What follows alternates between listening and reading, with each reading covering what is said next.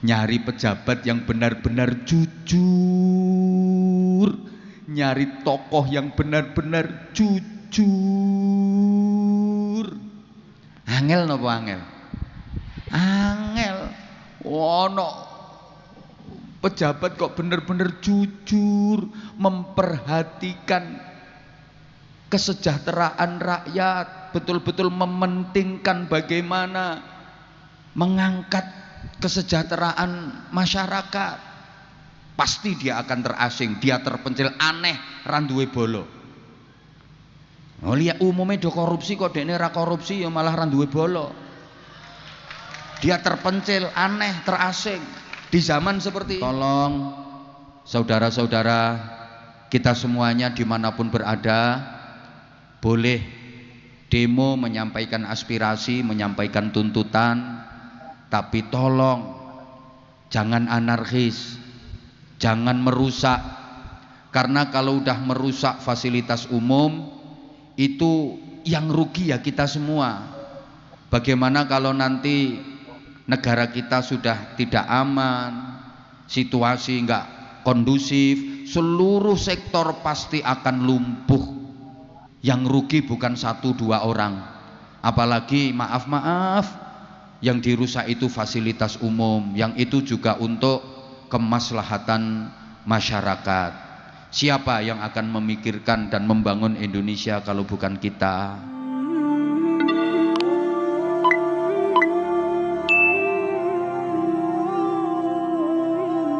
Islam datang itu merupakan sesuatu yang sangat aneh di tengah-tengah masyarakat yang waktu itu jahiliyah, sehingga Islam menjadi terasing, menjadi terpencil.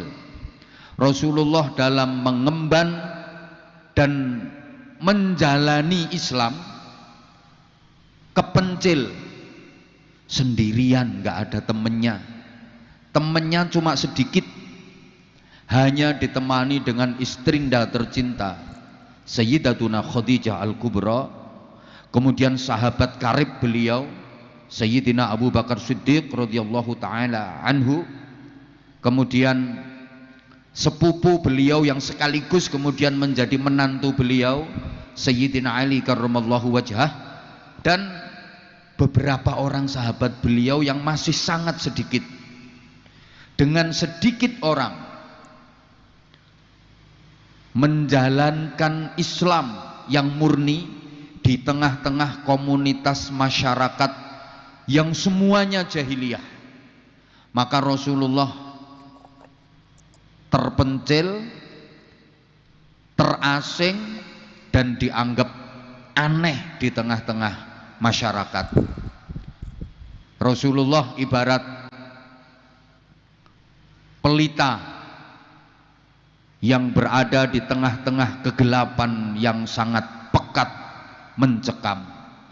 Itu awal mula Islam. Wonge mek sithik hidup di tengah-tengah komunitas masyarakat yang jahiliyah. Dulu seperti itu Islam. Kemudian Rasulullah memprediksi wasayaudu ghariban kama bada.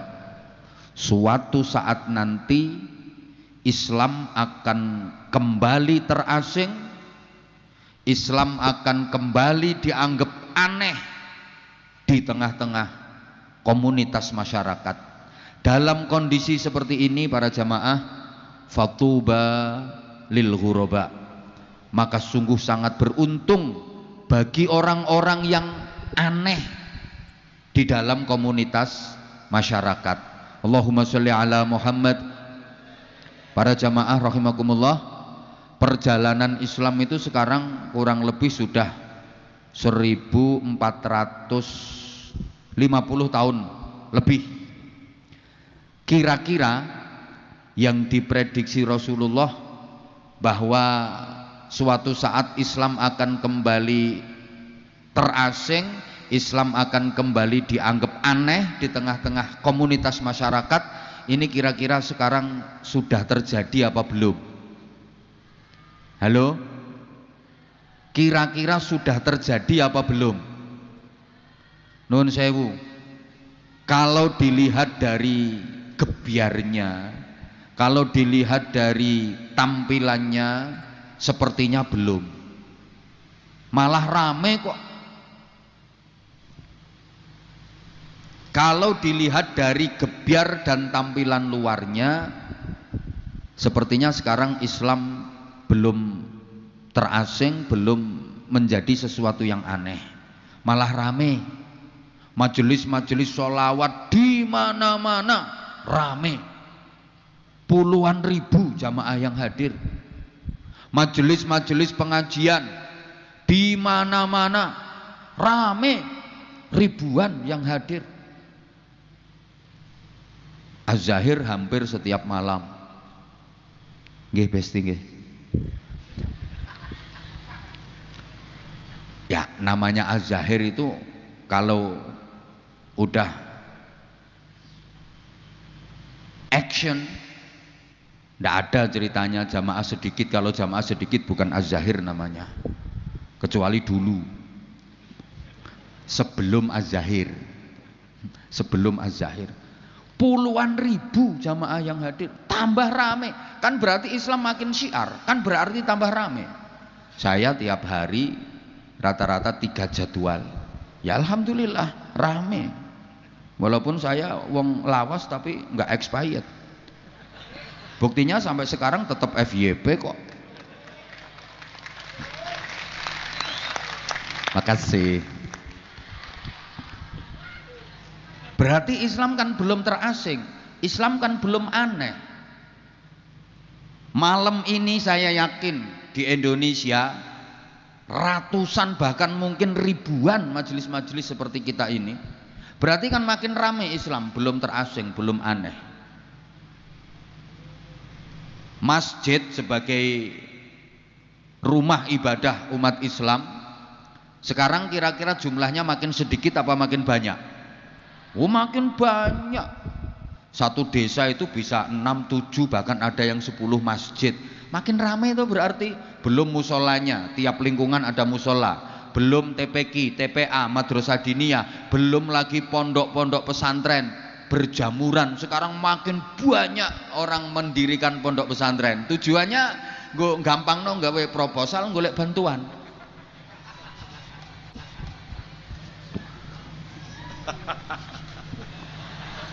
Lungke kadang santri ini mek 17 ngene nggih proposal 1.700 kari nambahi 0 ngono ae.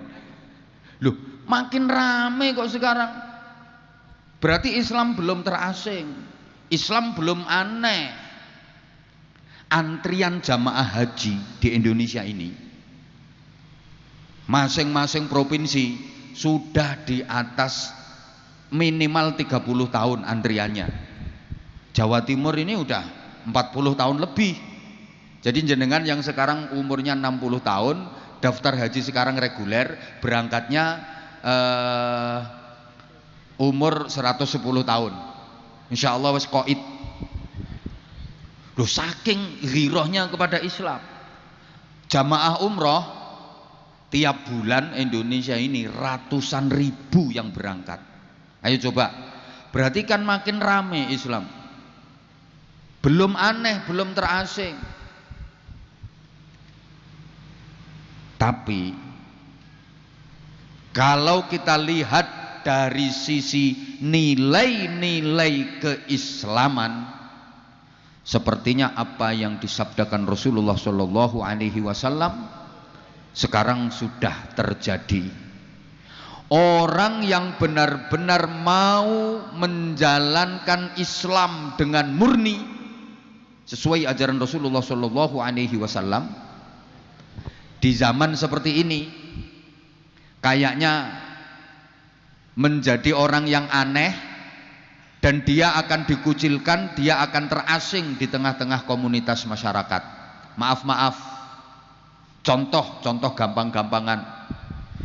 Zaman dimana setiap tangan sudah pegang HP, atau saya sering bilang setan gepeng. Bahkan satu orang kadang-kadang HP-nya bisa 2, bisa 3. Betul? Semua tangan sekarang udah pegang HP, kadang satu orang HP-nya 2, 3. Kok ada remaja, putra maupun putri, yang kemana-mana tangannya nggak pegang HP tapi pegang tasbih, pasti dia akan menjadi aneh. Randuwe bolo, randuwe konco. Wong liyane utak-utek, dia pegang tasbih, sulastri, sumyati.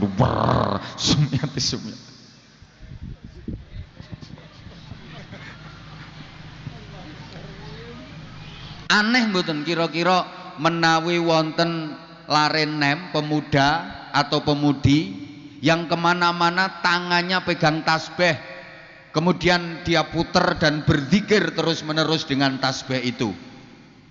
Aneh napa mboten kira-kira? Aneh. Malah nek nggone lingkungan sampean dianggep wong gendeng paling. Wong lambene umi-umi terus kok. Soalnya umumnya semua tangan berselancar untuk menuju ke dunia maya. Maka dia akan menjadi aneh dan dia akan terasing. Halo? Ya Allah, ada ibu-ibu ba'da maghrib kemudian ihya bainal isya'aini, menghidupkan waktu antara dua isya, artinya menghidupkan waktu antara maghrib sampai dengan isya. Mulai sholat maghrib sampai isya, HP off, televisi off, semua aktivitas dunia off,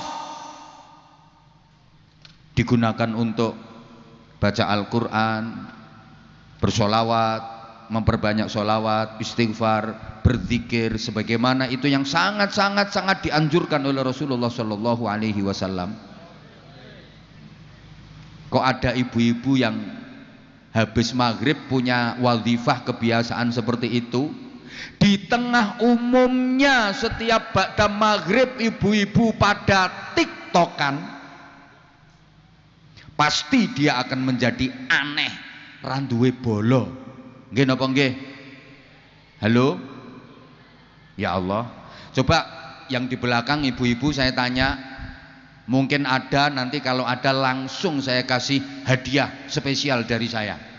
Siapa yang punya anak umur SMP, MTS atau SMA aliyah yang tadi pagi anaknya sholat subuh berjamaah di masjid,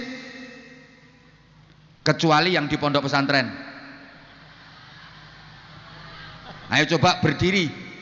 Yang punya anak usia SMP atau MTS, SMA atau MA, yang di rumah anaknya, tidak di pondok pesantren, yang tadi pagi anaknya sholat subuh berjamaah di masjid, orang tuanya berdiri dan kesini langsung tak kasih hadiah. Pasti anakmu aneh.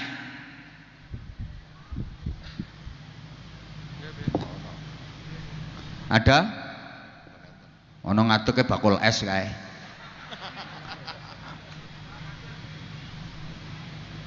Aneh. Ngapunten. Islam agama yang sangat mengedepankan namanya samhah, kelembutan, kasih sayang, merangkul dan menaungi semua golongan. Sekarang sepertinya udah mulai luntur. Nyun pangapunten nggih, nyun pangapunten. Contoh sederhana, kejujuran itu adalah nilai Islam. Nah sekarang nyari pejabat yang benar-benar jujur, nyari tokoh yang benar-benar jujur, angel napa angel? Angel. Ono pejabat kok benar-benar jujur, memperhatikan kesejahteraan rakyat, betul-betul mementingkan bagaimana mengangkat kesejahteraan masyarakat. Pasti dia akan terasing, dia terpencil, aneh, randuwe bolo. Oh lihat umumnya do korupsi, kok dekne ra korupsi ya malah randuwe bolo. dia terpencil, aneh, terasing di zaman seperti ini. Nuwun sewu. Makanya termasuk diantara yang memantik dan memicu demo ten pundi-pundi, ngapunten oknum nggih mboten sedaya. Oknum figur-figur penggede-penggede yang arogan, omongannya melukai dan menyakiti rakyat kecil, menyakiti masyarakat. Kita bisa memahami kalau masyarakat marah, tapi tolong boleh melampiaskan ekspresi itu dengan menyampaikan aspirasi, tapi tolong sedulur-sedulur kula, sederek-sederekku, saudara-saudara saya, seluruh warga negara kesatuan Republik Indonesia yang saya cintai, jangan pakai nafsu amarah. Apapun alasannya, anarkis tidak dibenarkan. Pembakaran, penjarahan, kekerasan, apapun alasannya tidak dibenarkan. Pakai cara yang baik. Dan tolong tokoh-tokoh kita benar-benar berusaha meredam situasi, mendinginkan. Lah kalau kita warga kecil kayak gini ya, kita pakai lewat majelis-majelis semacam ini, kita memohon kepada Allah Subhanahu wa taala, mudah-mudahan masyarakat dan bangsa Indonesia diberikan hati yang lembut, hati yang penuh cinta, hati yang penuh kasih sayang, persaudaraan yang kuat. Ya Allah, prihatin kita, prihatin, benar-benar prihatin. Tolong saudara-saudara kita semuanya dimanapun berada, boleh demo, menyampaikan aspirasi, menyampaikan tuntutan, tapi tolong jangan anarkis, jangan merusak. Karena kalau udah merusak fasilitas umum, itu yang rugi ya kita semua. Bagaimana kalau nanti negara kita sudah tidak aman, situasi nggak kondusif, seluruh sektor pasti akan lumpuh. Yang rugi bukan 1-2 orang, apalagi maaf, yang dirusak itu fasilitas umum, yang itu juga untuk kemaslahatan masyarakat. Siapa yang akan memikirkan dan membangun Indonesia kalau bukan kita? Kembalilah kepada jati diri bangsa Indonesia yang adiluhung, bangsa Indonesia yang beradab, yang penuh dengan etika. Maka mudah-mudahan melalui majelis-majelis zikir, majelis-majelis sholawat, majelis-majelis doa yang terus dilantunkan di berbagai penjuru di negeri ini, menembus arus agar Allah Subhanahu wa taala mencurahkan rahmatnya kepada kita semuanya, bangsa Indonesia, sehingga Indonesia tetap aman, damai, tetap kondusif. Amin Allahumma amin Allahumma. Ya Allah, udah ini saja yang saya sampaikan. Nanti kalau saya kakean ngoceh nggak jadi sholawatan, tapi sebelumnya boleh kita bagi-bagi hadiah, karena tadi saya pengen ngasih hadiah untuk yang punya anak remaja yang tadi subuh sholat berjamaah di masjid kok nggak ada. Nah sekarang santri-santri dulu